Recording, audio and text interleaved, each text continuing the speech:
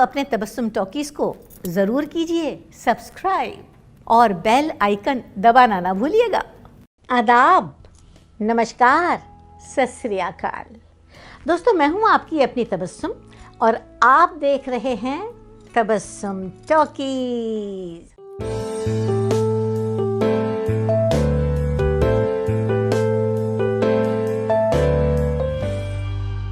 हम उल्लू के पट्टे भी तो गरीब आदमी हैं।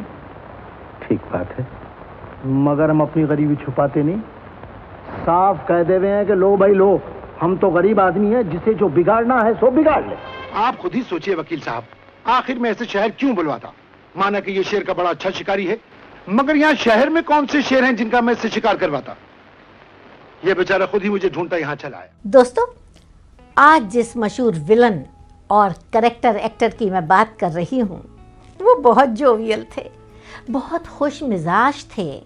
उनको पान खाने का बहुत ज़्यादा शौक़ था और शेर व शायरी का भी। वो कहते थे कि मुझे अपनी ज़िंदगी में अगर सबसे बड़ी तकलीफ़ कोई रही है तो वो ये कि मुझे मेरे नाम से लोग नहीं जानते थे, बल्कि मेरी छोटी बहन के नाम से मैं पहचाना जाता था। और वो थे मशहूर हीरोइन नरगिस के बड़े भाई, वर्सेटाइल एक्टर अनवर हुसैन। जी हाँ, मैं ये देखने आता हूँ कि अनमोल हीरो के लिए कितनी जाने गई हैं। बीजापुर और गोलकुंडा की रियासतों में कैसी कैसी जंगें हुई हैं और कैसे कैसे इनकलाब आए। गरीबों का जीना भी है कोई जीना, हो गर्मी या सर्दी, पसीना पसीना। सन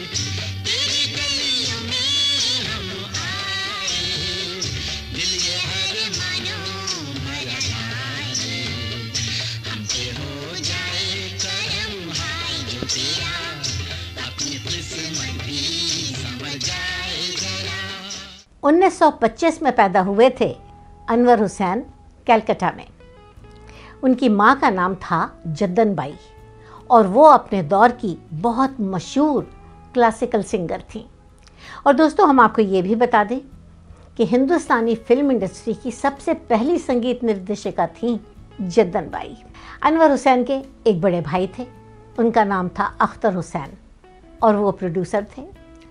अनवर हुसैन की एक छोटी बहन भी थी और वो अपने वक्त की टॉप मोस्ट हीरोइन थी और उनका नाम था नरगिस। तुम पेगी को जानती हो? पेगी? मैंने तो ये नाम कभी नहीं सुना। पामेला, रोजी, लिली, पेगी। हाँ हाँ, पेगी? याद करो, तुम पेगी से कहाँ मिली थी? पेगी कहाँ रहती है? मेरा सर दुख रहा है। अनवर हुसैन की पढ़ाई लिखाई हुई थी कलकत्ता और मुंबई में। उन्होंने मैट्रिक पास किया था, लेकिन अफसोस कि उसके बाद आगे की पढ़ाई नहीं हो पाई। अनवर हुसैन ने अपना फिल्मी सफ़र शुरू किया था बहैसियत चाइल्ड आर्टिस्ट सिर्फ 11 साल की उम्र में 1933 में, और उनकी पहली फिल्म का नाम था राजा गोपीचंद।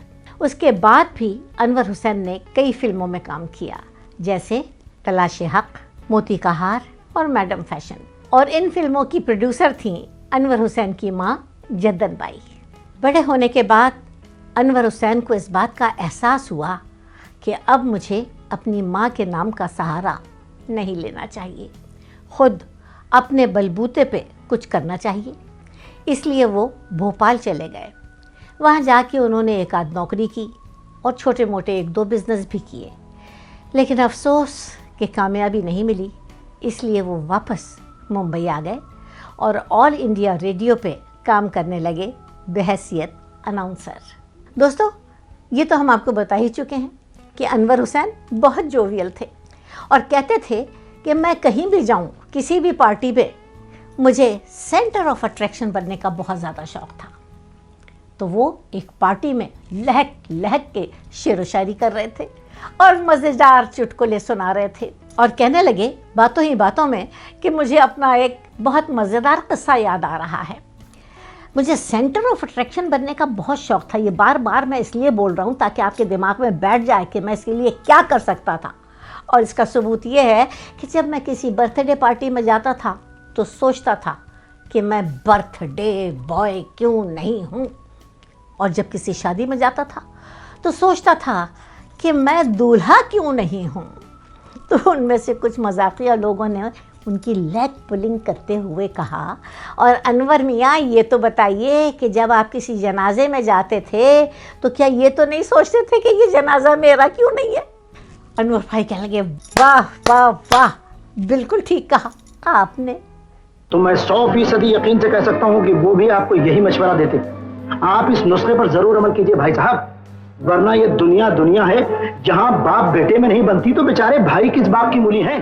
दोस्तों, हम आपको बता दें कि बड़े होने के बाद अनवर हुसैन को सबसे पहले ब्रेक दिया था फिल्मों में मशहूर प्रोड्यूसर डायरेक्टर राइटर A.R. कारदार ने 1943 में, और उस फिल्म का नाम था संजोग। मैं आपको पिताजी के सामने गवाही में पेश करना चाहता हूँ। अभी 2-1 रोज तो मुझे फुर्सत नहीं, इसके बाद हाजिर हो जाऊंगा। जरूर, हाँ जरूर। आपका शुभ नाम? जुगल किशोर हांडा। हाँ, मिस्टर जुगल किशोर, कार्ड पे मेरा पता लिखा है, संभालिए। हाँ, नंबर 12 टेम्पल रोड, माधोपुर। जी हाँ, मैं समझ गया। तो फिर इजाजत? हाँ, शौक से। फिर नमस्ते। नमस्ते। संजोग सुपरहिट हो गई और उसके बाद अनवर हुसैन ने कई फिल्में साइन कर ली बहैसियत हीरो, लेकिन अफसोस के बाद कुछ बनी नहीं। दोस्तों, हम आपको बता दें कि 1947 में अनवर हुसैन के बड़े भाई अख्तर हुसैन एक फिल्म बना रहे थे, और उस फिल्म का नाम था रोमियो जूलियट, और उस फिल्म में अनवर हुसैन ने एक कैरेक्टर रोल किया था जो सबको बहुत पसंद आया, और उसके बाद तो ये सिलसिला शुरू हो गया।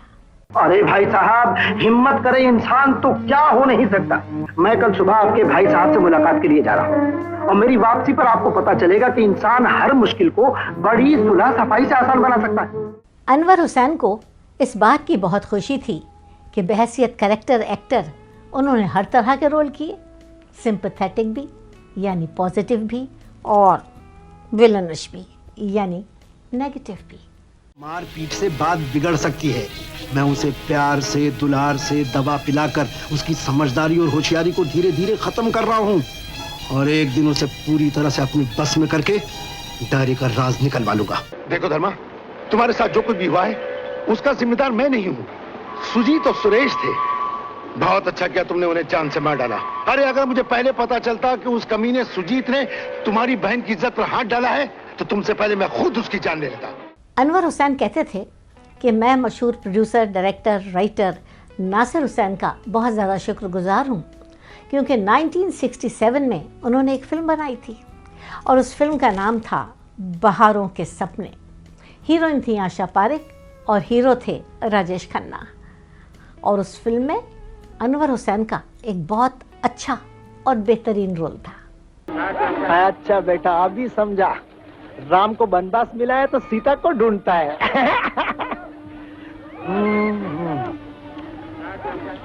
बाप रे बाप, किधर मर गया पांडु का बच्चा? एक कलाक से माल लेने गया है, मर तो नहीं गया कहीं?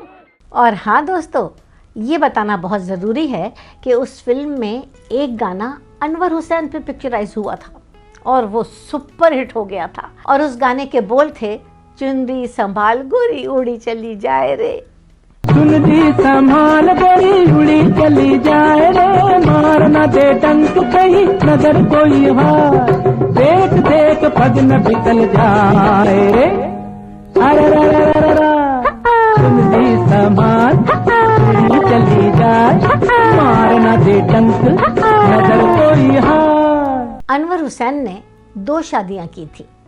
उनकी एक बीवी कश्मीर की थी, और उनके 5 बच्चे थे, 4 बेटे और 1 बेटी। लेकिन अफसोस की बात है कि 4 बेटों में से 3 बेटे अब इस दुनिया में नहीं हैं। आखिरी दिनों में अनवर भाई बहुत बीमार हो गए थे, उन्हें पैरालिसिस हो गया था।